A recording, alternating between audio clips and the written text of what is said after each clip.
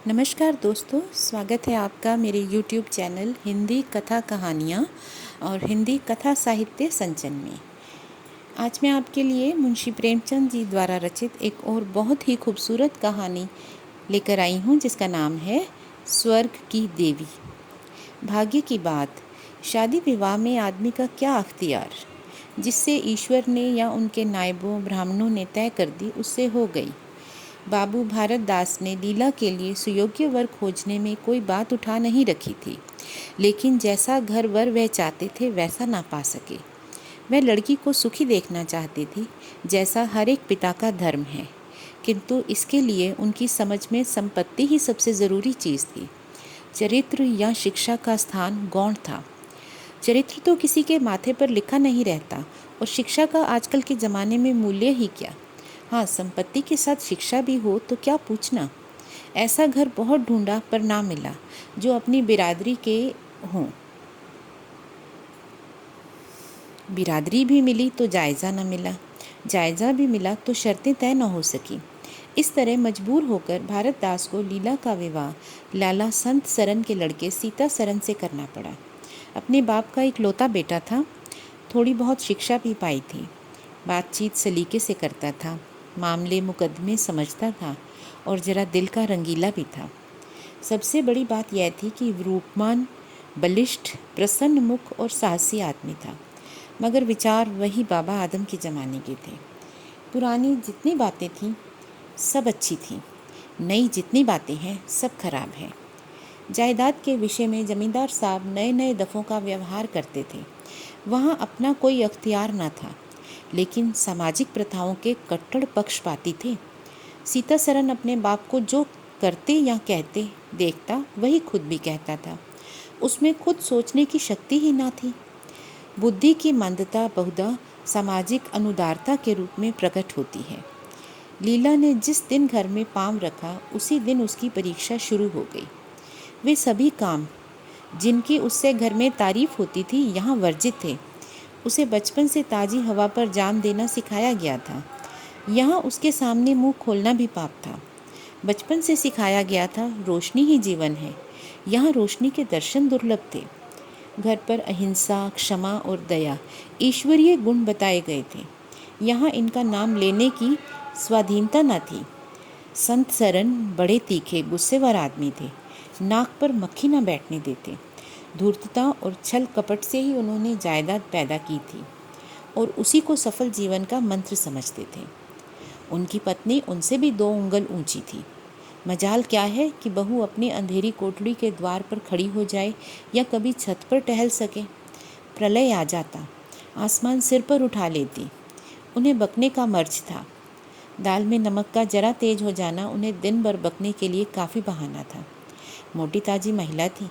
छींट का घाघरेदार लहंगा पहने, पानदान बगल में रखे, गहनों से लदी हुई, सारे दिन बरामदे में माची पर बैठी रहती। क्या मजाल कि घर में उनकी इच्छा के विरुद्ध एक पत्ता भी हिल जाए। बहू की नई नई आदतें देख देख कर जला करती थी। अब काहे की आबरू होगी, मुंडेर पर खड़ी होकर झांकती है। मेरी लड़की ऐसी दीदा दिलेरी करती तो गला घोंट देती। ना जाने इसके देश में कौन लोग बसते हैं। गहने नहीं पहनती, जब देखो नंगी बुच्ची बनी बैठी रहती है। यह तो कोई अच्छे लक्षण नहीं है। लीला के पीछे सीता सरन को भी फटकार पड़ती। तुझे भी चांदनी में सोना अच्छा लगता है क्यों? तू भी अपने आप को मर्द कहता रहेगा। यह मर्द कैसा जो औरत उसके कहने में ना रहे। दिन भर घर में घुसा रहता है, मुंह में जबान नहीं है, समझता क्यों नहीं? इस पर सीता सरन कहता, अम्मा जब कोई मेरे समझाने से माने तब तो। माँ ने कहा, मानेगी क्यों नहीं? तू मर्द है कि नहीं? मर्द वह चाहिए कि कड़ी निगाह से देखे तो औरत कांप उठे। सीता सरन ने कहा, तुम तो समझाती ही रहती हो। इस पर माँ ने कहा, मेरी उसे क्या परवाह, समझती होगी बुढ़िया 4 दिन में मर जाएगी, तब मैं मालकिन हो जाऊंगी। इस पर सीता सरन ने कहा, तो मैं भी तो उसकी बातों का जवाब नहीं दे पाता। देखती नहीं हूँ कितनी दुर्बल हो गई है, वह रंग भी नहीं रहा। उस कोठड़ी में पड़े पड़े उसकी दशा बिगड़ती जाती है। बेटे के मुंह से ऐसी बातें सुनकर माता को आग लग जाती। सारे दिन जलती, कभी भाग्य को कोसती, कभी समय को। सीतासरन माता के सामने तो ऐसी बातें करता, लेकिन लीला के सामने जाते ही उसकी मति बदल जाती थी। वह वही बातें करता था जो लीला को अच्छी लगती, यहाँ तक कि दोनों वृद्धा की हंसी उड़ाते। लीला को इसमें और कोई सुख न था। वह सारे दिन कुड़ती रहती थी, कभी चूल्हे के सामने न बैठती थी। पर यहाँ पसेरियों का आटा थेपना पड़ता, मजूरों और टहलुओं के लिए भी रोटी पकानी पड़ती। कभी कभी वह चूल्हे के सामने बैठी घंटों रोती। यह बात न थी कि यह लोग कोई महाराज रसोइया न कर सकते थे, पर घर की पुरानी प्रथा यही थी कि बहू खाना पकाए और उस प्रथा का निभाना ज़रूरी था। सीतासरन को देखकर लीला का संतप्त हृदय एक क्षण के लिए शांत हो जाता था। गर्मी के दिन थे और संध्या का समय था। बाहर हवा चलती और भीतर देह फूकती थी। लीला कोठड़ी में बैठी एक किताब देख रही थी कि सीतासरन ने आकर कहा, यहाँ तो बड़ी गर्मी है, बाहर बैठो। इस पर लीला बोली, यह गर्मी उन तानों से तो अच्छी है जो अभी सुनने मिलेंगे। सीतासरन ने कहा, आज अगर बोली तो मैं भी बिगड़ जाऊंगा। लीला ने कहा, तब तो मेरा घर में रहना ही मुश्किल हो जाएगा। इस पर सीतासरन बोले, बला से अलग ही रहेंगे। पर लीला ने कहा, मैं मर भी जाऊं तो भी अलग ना रहूं। वह जो कुछ कहती सुनती हैं अपनी समझ से मेरे भले के लिए कहती सुनती हैं। उन्हें मुझसे कोई दुश्मनी थोड़े ना है। हाँ, हमें उनकी बातें अच्छी ना लगें, यह दूसरी बात है। उन्होंने खुद वह सब कष्ट झेले हैं जो वह मुझे झिलवाना चाहती हैं। उनके स्वास्थ्य पर इन कष्टों का जरा भी असर नहीं पड़ा। वह इस 65 वर्ष की उम्र में भी मुझसे कहीं हट्टी कट्टी हैं। फिर उन्हें कैसे मालूम हो इन कष्टों से स्वास्थ्य बिगड़ सकता है। सीतासरन ने उसके मुरझाए हुए मुख की ओर करुण नेत्रों से देखकर कहा, तुम्हें इस घर में आकर बहुत दुख सहना पड़ा। यह घर तुम्हारे योग्य ना था। तुमने पूर्व जन्म में जरूर कोई पाप किया होगा। लीला ने पति के हाथों से खेलते हुए कहा, यहाँ ना आती तो तुम्हारा प्रेम कैसे पाती। 5 बरस गुजर गए। लीला 2 बच्चों की माँ हो गई। एक लड़का था, दूसरी लड़की। लड़के का नाम जानकी सरन रखा गया और लड़की का नाम कामिनी। दोनों बच्चे घर को गुलजार किए रहते। लड़का लड़की दादा से हिले थे, लड़का दादी से। दोनों शौक और शरीर थे। गाली दे बैठना, मुंह चिढ़ा देना तो उनके लिए मामूली बात थी। दिन भर खाते और आए दिन बीमार पड़े रहते। लीला ने खुद सभी कष्ट सह लिए थे, पर बच्चों में बुरी आदतों का पड़ना उसे बुरा मालूम होता था, किंतु उसकी कौन सुनता था। बच्चों की माता होकर उसकी अब गणना ही न रही थी। जो कुछ थे बच्चे थे, वह कुछ न थी। उसे किसी बच्चे को डांटने का भी अधिकार न था। सास फाड़ खाती थी। सबसे बड़ी आपत्ति यह थी कि उसका स्वास्थ्य अब और भी खराब हो गया था। प्रसव काल में उसे और भी अत्याचार सहने पड़े, जो अज्ञान, मूर्खता और अंधविश्वास ने सौर की रक्षा के लिए गढ़ रखे हैं। उस काल कोठरी में जहाँ ना हवा का गुजर था, ना प्रकाश का, ना सफाई का, चारों ओर दुर्गंध और सील और गंदगी भरी हुई थी। उसका कोमल शरीर सूख गया। एक बार जो कसर रह गई वह दूसरी बार में पूरी हो गई। चेहरा पीला पड़ गया, आंखें धंस गईं। ऐसा मालूम होता बदन में खून ही नहीं रहा, सूरत ही बदल गई। गर्मियों के दिन थे। एक तरफ आम पके, दूसरी तरफ खरबूजे। इन दोनों फलों की ऐसी अच्छी फसल कभी न हुई थी। अब की इनमें इतनी मिठास ना जाने कहाँ से आई थी कि कितना भी खाओ मन ना भरे। संत सरन के इलाके से आम और खरबूजे के टोकरे भरे चले आते थे। सारा घर खूब उछल उछल कर खाता था। बाबू साहब पुरानी हड्डी के आदमी थे। सवेरे 1 सैकड़े आमों का नाश्ता करते, फिर पसेरी भर खरबूजे चट कर जाते। मालकिन उनसे पीछे रहने वाली न थी। उन्होंने तो एक वक्त का भोजन ही बंद कर दिया। अनाज सड़ने वाली चीज़ नहीं, आज नहीं तो कल खर्च हो जाएगा। आम और खरबूजे तो एक दिन भी नहीं ठहर सकते। शुद्धनी थी और क्या, यूँ ही हर साल दोनों चीज़ों की रेलपिल होती थी, पर किसी को कभी कोई शिकायत ना थी। कभी पेट में गिरानी मालूम हुई तो किसी भी घरेलू दवाई की फुंकी मार ली। एक दिन बाबू संत सरन के पेट में मीठा मीठा दर्द होने लगा। आपने उसकी परवाह न की, आम खाने बैठ गए। सैकड़ा पूरा करके उठे कि क्या हो गई, गिर पड़े। फिर तो तिल तिल करते कै और दस्त होने लगे। हैजा हो गया। शहर के डॉक्टर बुलाए गए, लेकिन आने से पहले ही बाबू साहब चल बसे थे। रोना पीटना मच गया। संध्या होते होते लाश घर से निकली। लोग दाह क्रिया करके आधी रात को लौटे तो मालकिन को भी कै दस्त हो रहे थे। फिर दौड़ धूप शुरू हुई, लेकिन सूर्य निकलते निकलते वह भी सिधार गई। स्त्री पुरुष जीवन पर्यंत एक दूसरे के साथ एक दिन के लिए भी अलग न हुए थे और संसार से भी साथ साथ ही गए। सूर्यास्त के समय पति ने प्रस्थान किया और सूर्योदय के समय पत्नी ने। लेकिन मुसीबत का अभी अंत न हुआ था। लीला तो संस्कार की तैयारियों में लगी थी। मकान की सफाई की तरफ किसी ने ध्यान न दिया। तीसरे दिन दोनों बच्चे दादा दादी के लिए रोते रोते बैठक में जा पहुँचे। वहाँ एक आले पर खरबूजा कटा हुआ पड़ा था। 2-3 कलमी आम भी रखे थे। इन पर मक्खियाँ भिनक रही थीं। जानकी ने एक तिपाई पर चढ़कर दोनों चीज़ें उतार ली और दोनों ने मिलकर खाईं। शाम होते होते दोनों को हैजा हो गया और दोनों माँ बाप को रोता छोड़ चल बसे। घर में अंधेरा छा गया। 3 दिन पहले जहाँ चारों ओर चहल पहल थी, अब वहाँ सन्नाटा छाया था। किसी के रोने की आवाज़ भी सुनाई न देती। रोता भी कौन? ले दे के 2 प्राणी रह गए थे और उन्हें रोने की सुध न थी। लीला का स्वास्थ्य पहले भी कुछ अच्छा ना था, अब तो वह और भी बेजान सी हो गई। उठने बैठने की शक्ति भी न रही। हरदम खोई सी रहती। न कपड़े लत्ती की सुध थी, न खाने पीने की। उसे न घर से वास्ता था, न बाहर से। जहाँ बैठती वहीं बैठी रह जाती। महीनों कपड़े न बदलती, सिर पर तेल न डालती। बच्चे ही उसके प्राणों का आधार थे। जब वही ना रहे तो मरना और जीना बराबर था। रात दिन यही मनाया करती कि भगवान यहाँ से ले चलो। सुख दुख सब भुगत चुकी, अब सुख की लालसा नहीं है। लेकिन बुलाने से मौत किसी को आई है? सीता सरन भी पहले तो बहुत रोया धोया, यहाँ तक कि घर छोड़कर भागा जाता था। लेकिन ज्यों-ज्यों दिन गुजरते थे, बच्चों का शोक उसके दिल से मिटता था। संतान का दुख तो कुछ माता को ही होता है। धीरे धीरे उसका जी संभल गया। पहले की भांति मित्रों के साथ हंसी दिल लगी होने लगी। यारों ने भी और झाड़ पर चढ़ाया। अब घर का मालिक था, जो चाहे कर सकता था। कोई उसका हाथ रोकने वाला ना था। सैर सपाटे करने लगा तो लीला को रोते देख उसकी आंखें सजग हो जाती थी। कहाँ अब उसे उदास और शोक मगन देखकर झुंझलाने लगा। जिंदगी रोने ही के लिए तो नहीं है। ईश्वर ने लड़के दिए थे, ईश्वर ने छीन लिए।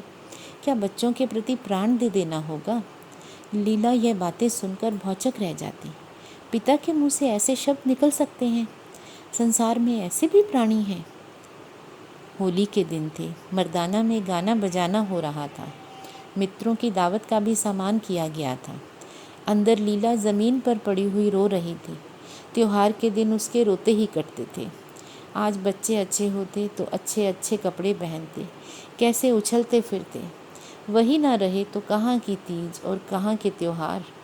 सहसा सीता सरन ने आकर कहा, क्या दिन भर रोती ही रहोगी? जरा कपड़े तो बदल डालो, आदमी बन जाओ। ये क्या तुमने अपनी गत बना रखी है? लीला बोली, तुम जाओ अपनी महफिल में बैठो, तुम्हें मेरी क्या फिक्र पड़ी है। सीता सरन ने कहा, क्या दुनिया में किसी और के लड़के नहीं मरते? तुम्हारे ही सिर पर मुसीबत आई है। लीला ने कहा, यह बात कोई नहीं जानता। अपना अपना दिल है और उस पर किसी का बस नहीं। सीता सरन ने कहा, मेरी और भी तो तुम्हारे कुछ कर्तव्य हैं। लीला ने कुतूहल से पति की ओर देखा, मानो उसका आशय न समझी हो। फिर मुंह फेर कर रोने लगी। सीता सरन ने कहा, मैं अब इस मनहूसियत का अंत कर देना चाहता हूँ। अगर तुम्हारा अपने दिल पर काबू नहीं है तो मेरा भी अपने दिल पर काबू नहीं है। मैं जीवन भर मातम नहीं मना सकता। लीला ने कहा, तुम रंग रांग मनाते हो, मैं तुम्हें मना तो नहीं करती। मैं रोती हूँ तो क्यों नहीं रोने देते? सीता सरन ने कहा, मेरा घर रोने के लिए नहीं है। लीला ने कहा, अच्छी बात है, तुम्हारे घर में न रोऊंगी। लीला ने देखा, मेरा स्वामी मेरे हाथ से निकले जा रहे हैं। उन पर विषय का भूत सवार हो गया है और कोई समझाने वाला नहीं। वह अपने होश में नहीं है। मैं क्या करूं? अगर मैं चली जाती हूं तो थोड़े ही दिन में सारा ही घर मिट्टी में मिल जाएगा और इनका वही हाल होगा जो स्वार्थी मित्रों के चंगुल में फंसे हुए नौजवान रईसों का होता है। कोई उल्टा घर में आ जाएगी और इनका सर्वनाश कर देगी। ईश्वर, मैं क्या करूं? अगर इन्हें कोई बीमारी हो जाती तो क्या मैं उस दशा में इन्हें छोड़कर चली जाती? कभी नहीं। मैं तन मन से इनकी सेवा शुश्रूषा करती, ईश्वर से प्रार्थना करती, देवताओं की मनौतियाँ करती। माना इन्हें शारीरिक रोग नहीं है, लेकिन मानसिक रोग अवश्य है। आदमी रोने की जगह हंसे और हंसने की जगह रोए, उसके दीवाने होने में क्या संदेह है। मेरे चले जाने से सर्वनाश हो जाएगा। इन्हें बचाना मेरा धर्म है। हाँ, मुझे अपना शोक भूल जाना होगा। रोऊंगी, रोना तो तकदीर में लिखा ही है। रोऊंगी, लेकिन हंस हंस कर अपने भाग्य से लड़ूंगी। जो जाते रहे उनके नाम के सिवा और कर ही क्या सकती हूँ, लेकिन जो है उसे ना जाने दूंगी। आह, ये टूटे हुए हृदय, आज तेरे टुकड़ों को जमा करके एक समाधि बनाऊं और अपने शोक को उसके हवाले कर दूं। और रोने वाली आँखों, आओ, मेरे आंसुओं को अपनी विहंसित छटा में छिपा लो। आओ मेरे आभूषणों, मैंने बहुत दिनों तक तुम्हारा अपमान किया है। मेरा अपराध क्षमा करो। तुम मेरे भले दिनों के साक्षी हो। तुमने मेरे साथ बहुत विहार किए हैं। अब इस संकट में मेरा साथ दो, मगर देखो, दगा न करना, मेरे भेदों को छिपाए रखना। पिछली पहर को महफिल में सन्नाटा छा गया। हाँ हूँ की आवाज़ें बंद हो गईं। लीला ने सोचा, क्या लोग कहीं चले गए या सो गए? एकाएक सन्नाटा क्यों छा गया? जाकर दहलीज में खड़ी हो गई। बैठक में झांक कर देखा तो सारी देह में एक ज्वाला सी दौड़ गई। मित्र लोग विदा हो गए थे। समाजियों का कहीं पता न था। केवल एक रमणी मसनद पर लेटी हुई थी और सीता सरन सामने झुका हुआ उससे बहुत धीरे धीरे बातें कर रहा था। दोनों के चेहरे और आंखों से उनके मन के भाव साफ झलक रहे थे। एक की आंखों में अनुराग था और दूसरी की आंखों में कटाक्ष। एक भोला भाला हृदय एक मायाविनी रमणी के हाथों लुटा जाता था।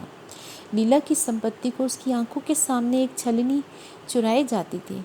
लीला को ऐसा क्रोध आया कि इसी समय चलकर उस उल्टा को आड़े हाथों लूं, ऐसा धुतकारूं कि वह भी याद करे, खड़े खड़े निकाल दूं। वह पत्नी भाव जो बहुत दिनों से सो रहा था जाग उठा और विकल करने लगा, पर उसने जब्त किया। वेग में दौड़ती हुई तृष्णाएं अकस्मात न रोकी जाती थी। वह उल्टे पांव भीतर लौट आई और मन को शांत करके सोचने लगी। वह रूप रंग में, हाव भाव में, नखरे तिल्ले में उस दुष्टा की बराबरी नहीं कर सकती। बिल्कुल चांद का टुकड़ा है। अंग अंग में स्फूर्ति भरी हुई है। पोर पोर में मद छलक रहा है। उसकी आंखों में कितनी तृष्णा है। तृष्णा नहीं, ज्वाला। लीला उसी समय आईने के सामने गई। आज कई महीनों के बाद उसने आईने में अपनी सूरत देखी। उसके मुख से एक आह निकल गई। शोक ने उसकी काया पलट कर दी थी। उस रमणी के सामने वह ऐसी लगती थी जैसे गुलाब के सामने जूही का फूल। सीता सरन का खुमार शाम को टूटा। आंखें खुली तो सामने लीला को खड़े मुस्कुराते देखा। उसकी अनोखी छवि आंखों में समा गई। ऐसे खुश हुए मानो बहुत दिनों के बाद, वियोग के बाद उससे भेंट हुई हो। उसे क्या मालूम था कि यह रूप भरने के लिए लीला ने कितने आंसू बहाए हैं। केशों में यह फूल गूंथने के लिए पहले आंखों में कितने मोती पिरोए हैं। उन्होंने एक नवीन प्रेमोत्साह से उठकर उसे गले लगा लिया और मुस्कुराकर बोले, आज तो तुमने बड़े बड़े शस्त्र सजा रखे हैं, कहाँ भागूं? लीला ने अपने हृदय की ओर उंगली दिखाकर कहा, यहाँ आकर बैठो। बहुत भागे फिरते हो, अब तुम्हें बांध कर रखूंगी। बाग की बहार का आनंद तो उठा चुके, अब इस अंधेरी कोठरी को भी देख लो। सीता सरन ने लज्जित होकर कहा, उसे अंधेरी कोठरी मत कहो लीला, यह प्रेम का मानसरोवर है। इतने में बाहर से किसी मित्र के आने की आवाज़ आई। सीताराम चलने लगा तो लीला ने उसका हाथ पकड़कर कहा, मैं न जाने दूंगी। सीता सरन ने कहा, अभी आता हूँ। लीला ने कहा, मुझे डर है कहीं तुम चले न जाओ। सीता सरन बाहर आए तो मित्र महाशय बोले, आज दिन भर सोते ही रहोगे क्या? बहुत खुश नज़र आते हो। इस वक्त तो वहाँ चलने की ठहरी न थी, तुम्हारी राह देख रही है। सीता सरन बोला, चलने को तैयार हूँ, लेकिन लीला जाने नहीं देगी। मित्र बोला, मेरे गंवार ही ठहरे, आ गए बीवी के पंजों में, फिर किस बिरते पर गरमाए थे? सीता सरन ने कहा, लीला ने घर से निकाल दिया था तब आश्रय ढूंढता फिरता था। अब उसने द्वार खोल दिए हैं और खड़ी बुला रही है। मित्र ने कहा, यहाँ वह आनंद कहाँ, घर को लाख सजाओ तो वह बाग हो जाएगा क्या? सीता सरन ने जवाब दिया, भाई घर बाग नहीं हो सकता पर स्वर्ग हो सकता है। मुझे इस वक्त अपनी क्षुद्रता पर लज्जा आ रही है, मैं ही जानता हूँ। जिस संतान शोक में उसने अपने शरीर को घुला डाला और अपने रूप लावण्य को मिटा दिया, उसी शोक को केवल मेरा एक इशारा पाकर उसने भुला दिया। ऐसा भुला दिया मानो कभी शोक हुआ ही नहीं। मैं जानता हूँ वह बड़े से बड़ा कष्ट सह सकती है। मेरी रक्षा उसके लिए आवश्यक है। जब अपनी उदासीनता के कारण उसने मेरी दशा बिगड़ते देखी तो अपना सारा शोक भूल गई। आज मैंने उसे अपने आभूषण पहनकर मुस्कुराते हुए देखा तो मेरी आत्मा पुलकित हो गई। मुझे ऐसा मालूम होता है वह स्वर्ग की देवी है और केवल मुझ जैसे दुर्बल प्राणी की रक्षा करने भेजी गई है। मैंने उसे कठोर शब्द कहे, वे अगर अपनी सारी संपत्ति बेचकर भी मिल सकते तो लौटा देता। लीला वास्तव में स्वर्ग की देवी है। दोस्तों, स्त्रियों के यही संस्कार थे जिनसे उन्हें देवी की उपाधि मिलती थी। लीला चाहे अपने दुख में बहुत डूबी हुई थी, लेकिन जब उसने अपने पति को गलत रास्ते पर जाते देखा तो वह समझ गई कि यह उसके पति को भी एक तरह की बीमारी है। एक बीमारी शारीरिक होती है, दूसरे मन की है। और अपने पति के मन की बीमारी को दूर करने के लिए उसने अपना रूप बदल दिया। अपने दुख को वह अपने मन के अंदर ही लेकर बैठ गई और उसने अपनी पति की खुशी के लिए और उसको सही रास्ते पर लाने के लिए अपना रूप बदला। जहाँ लीला ने अपना रूप बदला, वहीं उसके पति सीता सरन ने भी सद्बुद्धि की राह ली और उसने भी यह समझा कि घर स्वर्ग होता है। बाहर आप जितना भी घूम लो, लेकिन घर जैसा आनंद बाहर नहीं आ सकता। वो अपने घर से तृप्त न था, वो अपने घर में संतप्त रहता था, दुखों में डूबा रहता था। इसलिए उसने बाहर जाकर सुख ढूंढने की तलाश की, लेकिन अंदर से उसे भी पता था सच्चा सुख घर के अंदर ही है। तो दोस्तों, पति और पत्नी, स्त्री और पुरुष एक ही गाड़ी के दो पहिए हैं। अगर एक पहिया थोड़ा ढीला हो जाता है तो दूसरे को उसका साथ देना होता है और उसको साथ लेकर ही उसे आगे चलना होता है। अगर इस समय लीला अपने पति का साथ छोड़ देती और अपने दुखों में डूबी रहती तो वह अपने साथ साथ अपने पति का भी नुकसान कर बैठती। दूसरी तरफ अगर सीता सरन वाकई में विषय वैमनस्याओं में बुरी तरह से डूब जाता तो शायद उसका वहाँ से निकलना मुश्किल हो जाता। लेकिन वह भी एक सच्चे हृदय का व्यक्ति था और वह समझ गया कि उसकी पत्नी जब उसके लिए अपने सारे दुख भूलकर एक नई जिंदगी शुरू करने को तैयार है तो उसे भी अपने पुराने विचार छोड़ने होंगे। उसे भी अपने वैमनस्य और जो विषय वासनाओं में वो घुला जा रहा है, उन चीज़ों को छोड़कर अपनी पत्नी का हाथ थामना होगा और इस तरह से दोनों ने सम्मान पाया। धन्यवाद।